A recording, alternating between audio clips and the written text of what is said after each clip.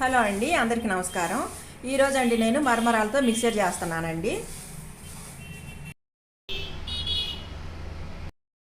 ఇదిగండి మరమరాలు వేయించేసుకున్నానండి. ఒక బౌల్లోకి తీసేసుకుంటాను.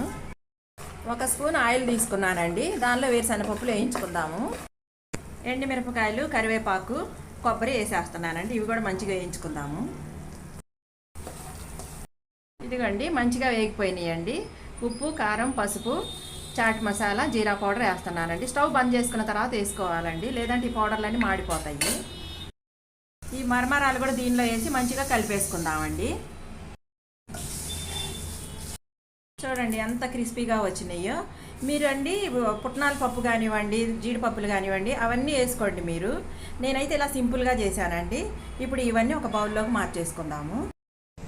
చిటికలో చేసేయొచ్చండి. ఇవి చాలా సింపుల్గా చేసుకోవచ్చు. మీకు నచ్చితే మాత్రం తప్పకుండా లైక్ చేయండి.